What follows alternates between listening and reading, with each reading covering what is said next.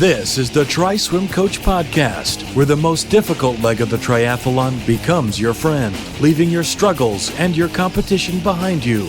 TrySwimCoach.com, helping you to laugh at the water.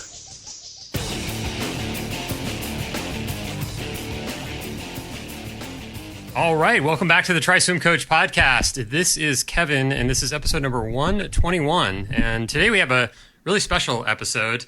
Not one, not two, but three of us on the podcast today. So we have Chris Haig, who is normally on the show. Hey, Chris. How's it going, Kev? It's going great, and I'm glad you made it for this one. And then we also have Lesley Patterson. Hey, Les. Yay! How's it going, team? So, yeah, this is a special episode. We're going to talk about psychology of triathlon and psychology of swimming.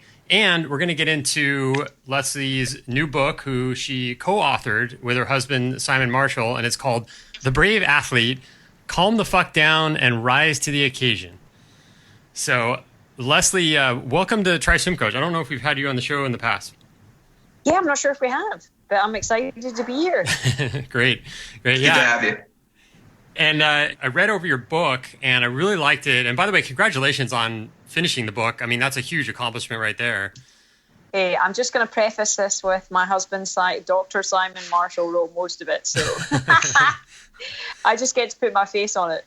Yeah, no, but I got the audio because I wanted to hear it in your Scottish accent. Mm-hmm. So. Yeah. Oh man, let me tell you, that truly is an endurance feat on all on its own when you record an audiobook. Let me tell you. Oh yeah, it's definitely a feat.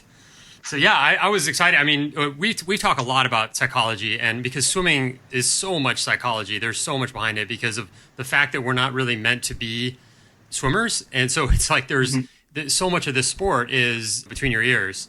And, you know, I've done tons of podcasts. Chris has written lots of articles. I do a daily email that goes out, and I'd say about 90% of my emails are psychology based. Like, they're not talking about stroke technique or, you know, doing different workouts or anything like that. So this is awesome. And I think this book is something that when I was listening to it, I was thinking it's something that has been needed in this sport for a long time. And I'm really glad that you guys put it out there, because I think it's just, you know, there's a hole in the market there. Mm-hmm. Sure. No, absolutely. And, you know, we're really finding that, you know, we've been touring the country over the last kind of 6 months since it came out. And yeah, that's one of the biggest things is just the realization that how many people deal with these issues and how grateful they are that we've kind of put it out there and given an explanation as to why we have thoughts and feelings that we don't want. So yeah, it's been a great journey so far. That's awesome. So what made you decide to write the book to begin with? Yeah, so it was one of those things where, you know, obviously I've been through a lot in the sport. I've been in the sport now for 25 years. And I retired from the sport when I was 20, actually, because I was a very sort of competitive junior and in the national teams and all that good stuff. And, you know, what I found was that, you know, a lot of the coaches I was working with, they focused a lot on data and not how to really talk to you as a person. And so as a consequence, I ended up getting, you know, very, very disillusioned and, you know, giving the sport up, essentially. So when I came back to it a second time, after having, you know, sort of studied drama and acting and really got a sense of who I was as a person, I came to the sport with a different set of expectations and a different toolbox, if you will. And when I was out there training and, you know, getting some success, I would come home every day and speak to my husband, Simon, who's a sports psychologist, and he would explain all the science behind some of the strategies that I had. And so together we were creating this cool little kind of a toolbox ourselves, and all of our athletes were dealing with similar issues. So we were like, heck, you know, this is obviously prevalent amongst most people, let alone, hey, not just athletes, just people in general in terms of how they deal with their everyday life. So let's get the word out there and try and help people. Yeah, every chapter of your book, you know, you guys relate it to triathlon mostly. And like, I was thinking of things in my life that I want to work on, and I could apply what you're talking about exactly to completely different things that have nothing to do with swimming or racing or anything like that. So that was really cool. Oh, totally. And, you know, I think most of us go through these crazy journeys through the sport that really sort of, you know, if we get it right and if we choose to work on things, they have massive implications in all areas of our lives, in our relationships, in our business world, So what we're finding now is we're doing a lot of things like motivational talks and talks in companies that have nothing to do with sport. It's just, how your brain functions, and using sport almost as a form of therapy to access some of the issues that people deal with on a day-to-day basis.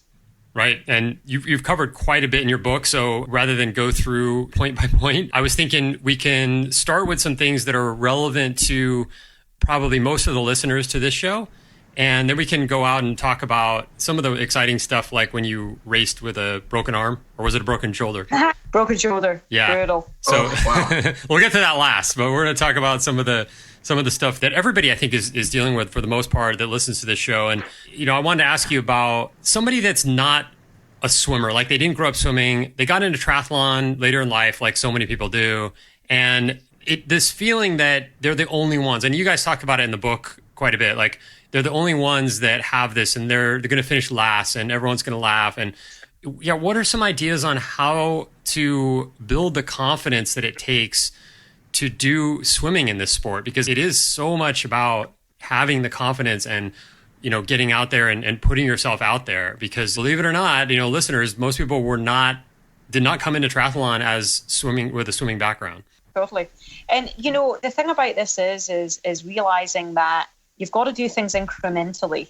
And, I think to just suddenly sign up for a race that's going to be open water and expect everything just to be dandy is unrealistic. And to know that every single athlete that we coach has an issue with open water, just about. I would at least 90%. So everyone deals with these issues because it's a scary thing, being around a lot of people that are hitting and kicking and punching at the start of a race when you're most nervous and most anxious.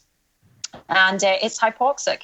You're in the water and you cannot breathe properly anyway. So you put all of these things together and it's like a recipe for disasters. So I think it's understanding that you have to really break things down bit by bit. And if you are new to both the sport and then swimming, understanding what that first step for you might be.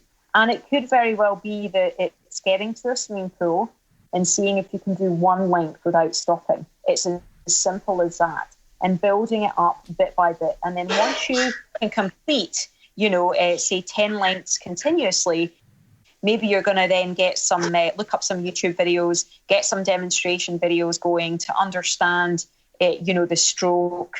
And then maybe the next step is to get a private lesson, to really knuckle down a bit more. And then maybe the next step is to go swimming with a few friends in the pool and do a structured kind of workout where you're working on fitness. And then maybe the next step is to get involved in something like a master's program. And then the next step is to get in the open water and do some swimming practice with some groups. There's a lot of groups out there. So again, it's breaking it down into manageable chunks and realizing that you don't have to jump in at the deep end, forgive the pun, instantly and expect it all to come together. That's great. So I really like that approach of breaking it down into manageable chunks. And did you find that you, as far as, building your swim structure as a whole, that helped, but also breaking down your swim stroke at kind of the micro level and each individual part of your stroke, whether it's the breath, the balance in the water, right, or whether it's the, the rotation? Did you also kind of apply that micromanaging structure and that breaking down into segment structure to your swim stroke as a whole? Totally. And I think this goes with anything in life, in that your brain essentially shits the bed when it sees something ahead of it that is so overwhelming that it doesn't know where to begin, right? Our brains like to segment things. And this is also about breaking down a stroke or getting into a new business, anything that involves something that has an end goal, which is essentially life, right? Breaking it down into small little bits. So it's the same with stroke. Swimming is incredibly challenging because you're underwater, you're hypoxic, your sense of body and movement through space, because it's water, is very, very different. So your proprioceptive awareness changes. And as a consequence, you really have to do very, very small things bit by bit. Otherwise, it's just like you put your head down in the water, you forget everything. So yeah, any time that I've worked on stroke, it's almost like, in a way, either top down or bottom up. Start with ankle flexibility and what it means to have ankle flexibility and how to introduce the kick with that. Then it's, hip engagement, in the kick. And then maybe it's a little, what does rotation mean? How do we do it? Where does it come from? Bit by bit, breaking it down like that. And I know a lot of our clients deal with this issue of pressure of time. And they kind of think to themselves, I've got 6 months to, get the perfect swim stroke before race day. I got to get better quickly. I got to get better. You got to look for these shortcuts, and kind of breaking it down incrementally. It can soothe the anxiety of being overwhelmed by it all. But at the same time, it feels like you're going too slowly. How do you psychologically deal with those? Because you talk a little bit about it in the book. How do you deal with that? You call it the monkey mind in the book of, I got to do it now, done quickly. I got to be able to get my swim time down to this and this and this. And then I have to do this on the bike. I think it's, ultimately it's about enjoying the process of mastery. And by that, I mean not always looking to the outcome. Because I think if you focus on the outcome, I need to do this time, or I need to complete this distance, then, you're always going to come up short. You never know what's going to get in your way. Who's going to show up on race day, for example, if you're trying to get a podium spot, or how long is the swim going to be? Is there going to be a current? Is there going to be waves? What are your hormone levels doing in any given time? How fatigued are you? So there's so many things that impact the outcome. So if you focus on the process and the mastery of that, there's a lot of joy in that. And, that's certainly what I've done when I'm breaking down swimming specifically, because you've got to be patient with it. Swimming is one of those things that when you spend a lot of time in the water and you get a breakthrough, it's the most wonderful thing ever. But you have to appreciate that you might get a 20-second breakthrough in 3 weeks of swimming, and then that 20-second breakthrough will become a minute. And then before you know it, you can do 100 where you're really feeling it. But I think most importantly is to break down your swimming in terms of working on different pieces on different days. So I always find it funny when a coach will say to an athlete, I only want you to work on technique. So you're going to go in the water and you're only ever going to work on technique for the next month, and you're not going to do anything other than that. Well, that gets, one, very boring mentally. Two, you never just get to let loose and get in there and kind of mix it up with your friends at Masters, or have the camaraderie, or just get a damn good workout without thinking about it. Because what we need to learn to do is make it intuitive. And that's never going to happen if, one, you don't have the fitness to do it, and two, you don't have the environment to do it. So you always want to be doing the things that you enjoy in addition to working on the individual pieces of technique. So, for example, if one of my athletes really wants to work on swimming, so say we take a month and we say, okay, we're going to do a swimming phase. One, I'll have frequency as a really key element there, because we know that feel for the water is critical for improving swimming. So if you can get in, 5 times a week for 30 minutes instead of 3 times a week for an hour, that's much better. Plus, it's much more manageable mentally as well. And then you might say, okay, 2 of those are going to be real emphasis on technique. And then the other 3, we're actually going to do a bit of a workout so that you feel like you're still getting the workout piece, but also we're building fitness, because you need fitness in order to be able to do the technique. So if you never work on the fitness piece, then you're always going to be winded when you try and do the technique, and then you're going to fall apart because your body can't cope. So yeah, it's kind of amalgamating all of those things together to keep your brain happy and your body happy. Yeah, I liked what you had to say about, I think you guys in the book called it tiny habits, and I've talked a lot about mini habits, which is basically the same thing. Although I'm a little more extreme, like you were saying something about, instead of planning out your entire week and expecting to get it all done perfectly, you just go, okay, I'll do my morning workout Monday, Wednesday, Friday, and I'll spend, an hour or something like that. And mine is more like you get up and put your running shoes on, and that's your habit. It's like, there's no working out. You just get up at whatever time, 6 o'clock or whatever it is, put your running shoes on, and that's it. Then you check the box. And if you happen to go for a run, that's great. But if you don't, it doesn't mean you didn't accomplish the thing you set out to do. Totally. And what we know is that once you do start to get on that pathway to making change, you get a dopamine squirt in your brain that drives motivation. So once you've been able to tick something off, it's that classic in Training Peaks when it's all green. You're very, very motivated to keep completing those sessions. But as soon as those red boxes start to creep up, you get frustrated and you fall off the wagon. So making sure that the things that we want to achieve are very manageable and that we don't sort of reach too far. Back to the gold stars, right? Yeah. Yeah, big time.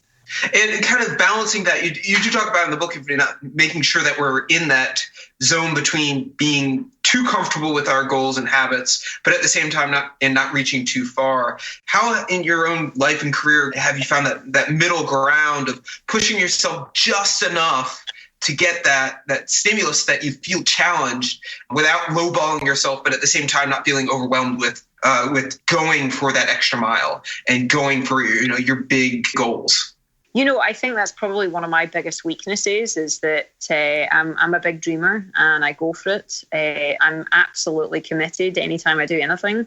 So I tend to reach too far. But then at the same breath, I always remember in the back of my head, Alistair Brownlee in an interview with him once, that said, I'd rather have 2 years of excellence than 8 years of mediocrity. And I think that, certainly when you're at my level as a professional and you're trying to be a world champion, you've got to push the boundaries because you're never going to know at what point, the string breaks. You're not going to know where that edge is. So, and what that means is you're going to have a lot of failures, which I have had, and you're going to push too far sometimes. But I also think there's a beauty in that.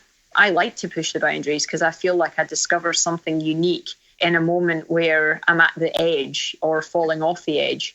So, I think everyone's different with how they approach things. And, one person's boundary is something completely different than for someone else. So it's, again, just kind of understanding what that means to you, given your life circumstances, where you're at, your desire, all those kinds of things. But I can tell you that I've pushed over the boundaries many times more than I have underdone things. So your book is called, part of the title is Calm the Fuck Down. So I'm curious as to, how did that come about? I mean, not just using profanity in the title, that's cool, I get it. But just I imagine you've had a lot of different types of clients, different types of people, the athletes that you've worked with. What's some of your most extreme cases in terms of the psychology and where you had to kind of employ a lot of the methods from your book? I would say that we deal with a lot of athletes that have very, very low self-worth. Mm-hmm. So, and I think the type of sport that triathlon is that we attract that A-type personality, always driving, always seeking, horizon seekers, always wanting to be better. And then you throw in social media, Facebook, Instagram, all of that, and this constant comparison. People are always coming up short. So there's a massive, massive discontentment in people in general. And this is compounded by the sort of stressful world that we live in at the moment, in terms of financially, emotionally, everything from gut health, mental health, all of that. We're just driving our bodies down. And so the most challenging athletes we deal with are really people that are high achievers and yet they have immense lack of confidence or certainly low self-worth or low self-esteem. And it's hard. It's frustrating. You really have to get to know that person and really try and work them through some deep, deep stuff. And, even work with their psychiatrists or psychotherapists as well. And, kind of create a team around these people because it becomes so much more than sport. You want to help this person to be a better person and to be happier. Because what we find is that, a lot of these types of athletes, yes, it comes out in their sport, but it's way deeper than that, way, way deeper. And it's exposing itself in their relationships with their children, with their partners, and their business life. So, yeah, sometimes that can be the hardest piece because, hey, you're paying me monthly for a coaching fee, and yet, in order to really sort out your shit, you'd need to pay me thousands of dollars to come and live with you for a couple of months, So you kind of get that in that sense, it can be a challenge. Those are the harder cases where it's way, way deeper than just the sport that they're in. Yeah, I wrote a newsletter the other day called Transformation Through Triathlon. I think that what you're saying, it's actually why a lot of people do a sport like triathlon or just challenge themselves in some way like this. They're sort of accessing different parts of themselves that are going to be exposed, and then they either have to deal with it or just have to quit. So it is cool how it sort of works on so many different levels. When you do a sport and you start having goals and you're trying to accomplish things, it's like you're going to have to deal with your shit, and that's good. That's a good thing. Yeah, absolutely. It's both a wonderful thing, but a scary thing. Oh, yeah. They just want to get faster in their times, and they don't realize that what's holding them back is something way, way deeper. Mm-hmm. And just the fear of failure and all the comparison, that's just in triathlon is just the surface of getting to the deeper issues. And, working with you, Les, over the past 3 years, whenever I brought up a problem, whether it's work-life balance or whether it was, not hitting a certain time in a workout or in a pace or not seeing improvements, we pretty much skipped how that worked out in triathlon, and we just went straight to the source of what is really going on here. Right. Because this is just what's coming out. There's definitely larger issues at play here. Let's deal with those, because unless we deal with those, the triathlon issues are not going to take care of themselves. Exactly. And I was lucky to work with you, Chris, in so much as you're very open, you're able to communicate and talk. But a lot of people, they have either never thought about this, they have never talked about this. And so the comfort level and ability to express themselves is poor, very, very poor. And a lot of the self-blame that goes on, it's pretty profound. They don't even realize they're doing it. Yeah, I'm curious. As you guys are talking, this is kind of a little bit off the track, but I'm curious how both of you have dealt with this internal critic, because we all have it, and some of us have it to a greater degree than others. But I'm curious how you've dealt with it. I know when I first was doing sports, it was like I had to prove myself, and that's why I did it, and it was like that went on for a long time, and it took me years to figure that out. That I don't need to prove myself. There's nothing to prove. And so I'm curious, both of you, as to how that kind of transpired within yourself. Yeah, I think everyone has that to some extent, regardless of, which background they're from. But, coming from Scotland in a small town, there's a lot of, we call it that Calvinism, which is kind of a negativity, and you'll never succeed, and anyone that does is kind of brought down, and you're never allowed to talk yourself up or have confidence. And certainly, I'd be on the national team and winning world medals, but I could never go on a group ride with a great written top on. I mean, you don't do that, So, I was kind of brought up in that environment where you never talk about yourself and in those terms, and so you don't realize that that's very deep rooted. And then, of course, at a very young age, I was then put in an environment that was all about bringing you down, and this is why you're not good enough, and this is why you'll not make it. So when I did come back to the sport the second time, I was like, deep down, I feel like I really do have that ability, and I'm going to prove to myself as much as to anyone else that I can be like that good and be in control. So that was kind of my journey, but it's been up and down all along. And I sort of say to people that it's never like you master it.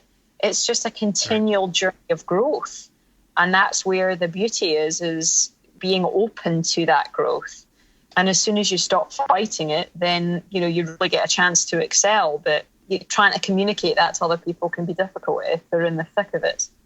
For sure. And as far as, coming from a different type of mentality, kind of growing up in a high school and middle school environment where if you weren't self-critical, if you didn't put pressure on yourself, and if you showed that you were celebrating in your achievements, that means you were A, cocky, and you had a big ego, or B, you weren't working hard enough. So it's, some of my earlier coaches, it was always that, all right, you won the game, but we got to work on these 10 other things to improve. It wasn't good enough. We won by 2 points, we got to win by 5 points. Or you won by 2 minutes, you got to win by 5 minutes, because, it's unacceptable. It's back to, once you finish that race, once you, regardless of if you won or if you lost, it wasn't good enough. And I think part of that inner critic is saying, it's celebrate your achievements, use your achievements and say, it wasn't perfect. And this is what I did good. This is what I can work on for next time. But it's not in a judgmental sense. It's not, I was bad because I didn't do this. It was, these are some areas for improvement, and that's what I'm going to focus on for next time. But I still gave it all I got, and I still had a bloody good time. So It's balancing the two, and that's what I really try to soothe my inner critic. Is just, as you talk about in the book, is letting it talk itself out and then come back with rationality. Well, I think it's about living in the moment, right? For sure.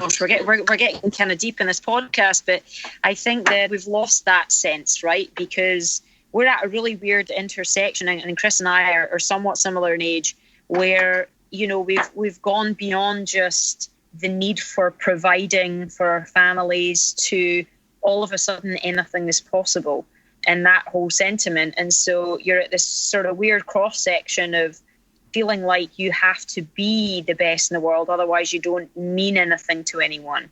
So I think this is where, as well, in the book we talk about mindfulness training. Finding contentment and joy. And I always say this, in fact, whenever I'm working with kind of athletes that have been in the sport for a long time, we always have to focus on what brought you to the sport in the first place. Where's your passion? How do we reignite that? How do we find that? And that's as essential to success than the numbers and the FTP and the swim times and the 100 rep times, Absolutely. We have a program called the Fit Triathlete, and one of the first things I have them do is go to their why. And you guys talked about that in the book too, like the why statement, and really getting down and then getting even further down on why do you want that, and then what is it about that it's appealing, and how do you feel when you get that, getting to the deepest that you can possibly get. And you're right, that's so important to success and to achievement of goals, and all this stuff is getting down to that deep level. It's cracking in. And I think when a lot of people, what's important psychologically, especially when you're dealing with something like a swim workout that's incredibly tough or psychologically demanding, or you're doing VO2 max intervals on the bike or the track, and your brain's being flooded with all these thoughts of, oh God, my legs hurt. Oh my goodness, I'm gasping for air here. Reminding yourself, this is why I love doing this. Kind of letting that the alarm bell sound, but then in the middle of all that alarm saying, at the heart of it, this right here, this feeling of exhaustion, this feeling of pushing myself and challenging myself. This is why I'm doing this, and this is what I love.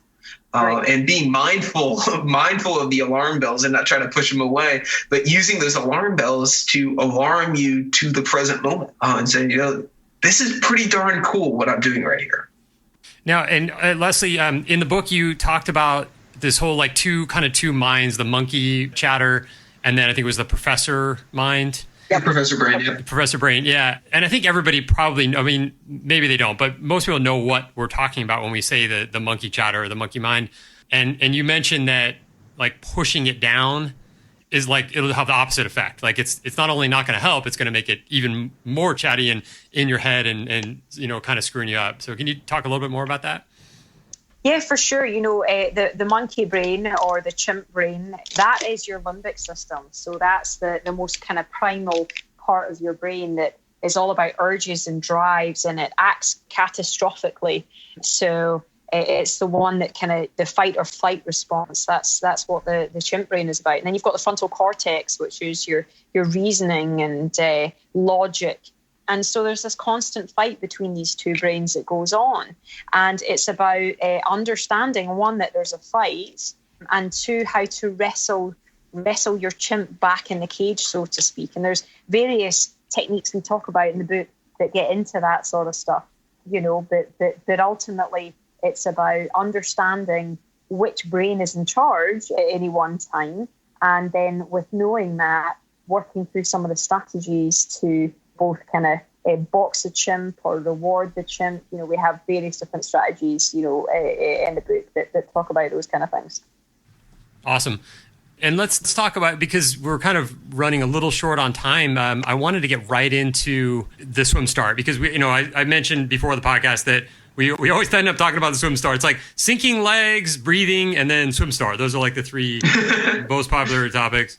But I think there's always more to be said, because even now, like when I've done a lot of open water swim races, and I still get like, I freak out sometimes, and it's still happening, even though I know there's like I'm not in danger or anything, but sometimes I feel that claustrophobic feeling. And then the other thing, like when I'm on the course, I'll sometimes get angry. Like I'll just, all of a sudden it's like I'm off course a little bit. I'll look up and I'm like, and I'm looking back at where the buoy is, and I feel this anger inside of me, like, what the fuck? Like I was on course. Like, why am I off course? Like, and then it's like, what am I even angry about? But I know all those things like affect everybody at different levels for different reasons and all that. So yeah, I'd like to just open up the discussion on the swim start. Yeah, when we are on the start line, that's when the chimp comes out, because literally your body thinks that there's a woolly mammoth about to kill you. All of the processes in our brain are wigging out, thinking that we're in life or death situation. It doesn't, your chimp doesn't realize that you're actually just at a swim start, right? So it's going through various things to try and help calm that chimp down.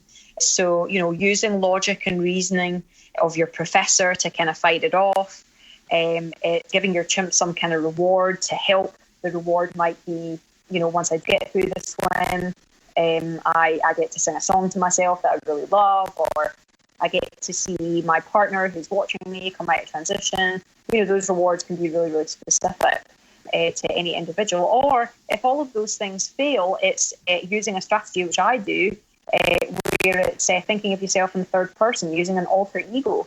So Beyonce does it. She has her alter ego called Sasha Fierce when she goes on stage. And essentially, if you have all that baggage and you don't want to go through all that psychotherapy, just pretend you're someone else. So, build a character of the type of person you feel you need to be to combat your fears and get through something like a swim start. So, for instance, my alter ego is called Paddy McGinty. And Paddy McGinty is an Irish MMA fighter, think Conor McGregor. And Paddy doesn't care what anyone thinks. There's no expectation. Paddy will always get up when he falls down. He will continue fighting no matter what. So there's various little things that Paddy does that Lesley cannot do. And for me, shifting into Paddy is the process. So before a race, for example, it's having a costume for Paddy. It's having behaviours. It's having movements. It's having a music soundtrack for myself. I watch videos and have pictures around me that constantly remind me of who Paddy is for me. It's controlling your eyes and your ears. We know that your limbic system processes sight and sound 5 times quicker than your frontal cortex. So controlling those things, having earbuds in your ears, wearing sunglasses right up until you head out, having lots of little strategies like that to really help you get beyond some of that fear. Because we know that in psychology, we used to think that it was a top-down approach. Your thoughts affect your feelings, which affect your behaviours. We now know that you can reverse engineer that. Your behaviours affect your thoughts, which affect your feelings. So if we change our behaviours first, i.e. coming up with something like an alter ego, how they move, how they talk, how they walk, that can actually impact how we think and therefore how we feel. So that's just another strategy that we talk about. We actually have your alter ego kit in the book that you can go through. So that's just a few things to help out people for that swim start. Because we have to remember, it's at the start of the race as well when we're at our most nervous. Not only that, it's so uncomfortable. Even for experienced swimmers, people are hitting and kicking and fighting you, and you're fighting around the buoys, you're in open water, you cannot breathe. All of those things I'm sure you've discussed in other podcasts. So I have to bring up the story because I absolutely love it. I think it was 2 years ago, you had a shoulder injury the week of Xterra Costa Rica, and it pretty much immobilized one of your arms. But you were already down there in Costa Rica, so you decided to swim anyway. Going into that race, knowing that you had to swim one arm for 1,500 meters, how did you overcome that? And how did you did you channel your inner, Paddy McGinty to say, what would Paddy do in this situation? I love that story. So tell us more about that. Yeah, so that was a fun one. So basically what happened was I'd come off a year of being injured and hadn't raced for most of 2014. And it had been a really traumatic year. I'd come off the best performances ever in 2013, where I'd truly become the athlete I'd always thought I could be, and then I got injured. spent all of 2014 out, depressed, bummed out, the whole bit. So 2015, I came to this race. It was my first race out the gate. I was really excited. I was getting pretty fit again. And we were in this cool place, Costa Rica. We'd spent all this money getting there. And I was very, very excited. And I was pre-riding the course, went over the handlebars, came down on my shoulder. Oops, that really hurt. And ended up, not knowing at the time that it was broken, but in fact, my shoulder was broken. And I ended up, I was sitting there with Psyche. I was crying my eyes out. I was absolutely devastated. Just feeling like, wow, is anything ever going to go right for me? And so Psyche was like, listen, let's break this down. Can you still ride a bike? Can you pop your hand up and make it through the mountain bike ride? Well, I did a little test ride, and I'm like, I think I can. And then he was like, can you run? What's the pain like? And I'm like, you know what? I can actually run without too much pain. And then he said, can you swim? So we went down to the open water, and I was like, no, I cannot lift my arm above my head to save my life. It's agony. So he said, well, what would happen if you swam it single arm? You could get through it and at least complete it, and then sort of channel your inner fire and get through the rest of the race.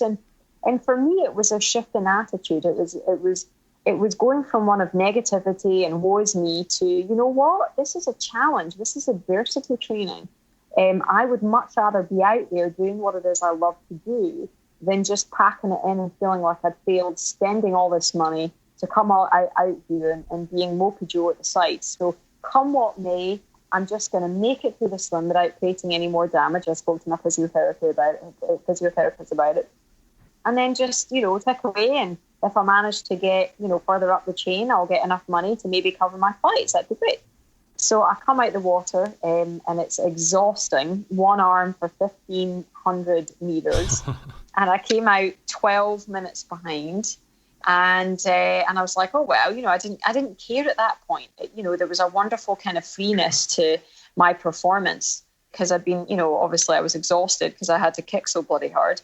But there was a freedom, right? Because it didn't matter anymore. I was just so grateful to be out there, to actually be doing it. So then on the bike, I managed to cycle my way up to second, got on the run, and then ran my way into the lead and won the race. So it was kind of a lesson of how adversity and how changing your attitude to find a positive can actually end up being a sort of a brilliant thing. So I learned a lot through that experience. That's a great story, and I remember hearing about it. Like it made the rounds on the internet. I remember people were talking about that all over the place. It was like, but it really did happen. It wasn't an urban legend. That's great. No, it was. I'm pretty proud of that one. That's for sure. Yeah. Okay. Cool. Well, we can kind of wrap it up here. Lesley, do you want to add anything else related to the book or what you're up to these days, or anything else? Yeah, so I would just say for people out there that are fearful of swimming, they are fearful of, the dreaded master swim or any one of those things, is break it up into manageable chunks and start off slowly. Surround yourself with supportive people that can help you make that journey, and realize that making that journey and the process of it is the beautiful thing in it, not just the outcome of it. And if you focus on the process, the outcome will come. Love it. Love it. Well, we just scratched the surface of swimming and psychology, and so we're definitely have to get you back on the show sometime soon to talk about it more, because I know you have a lot more tips and tricks for beginners all the way up to advanced athletes. Yeah, absolutely. And in fact, I actually forgot to mention before we go, one of my main tools that has really helped me personally improve my swimming and the psychology piece of my swimming, because I was actually known as a weak swimmer and ended up not, getting selected for the Olympic team because my swimming was not good enough to do it. And so I ended up working on the VASA ergometer with a coach here in San Diego, and it was pretty profound, the experience I had working on that piece of equipment, because not only did it allow me to work on my technique on land effectively, because it's very difficult to do that in water because you don't get instantaneous feedback, but there was something from a psychological perspective about applying power to the muscles and engaging the right muscles through that stroke, which again is incredibly difficult to do in water because our feel through water is so different than it is, in the two other sports. In running, we have hills to get resistance. In biking, we have gearing. So you always are able to push and feel against something. But in swimming, that's not often the case. So for me, using that ergometer gave me that just the next level of confidence. So anyone that wants a different stimulus to help them get to that next level of swimming, it's definitely a piece of equipment I would recommend. Awesome. Yeah. And Chris, Coach Chris did a series on the Vasa Erg, and we've got it on our blog. So yeah, so we'll link everything in the show notes here as well. So yeah. Thank you so much, guys, for having me on. And hope to see you all soon. And any questions, you can check out our website, braveheartcoach.com. You can buy our book there. You can buy it on Amazon or Audible, audible.com, or again on Amazon through their Audible link.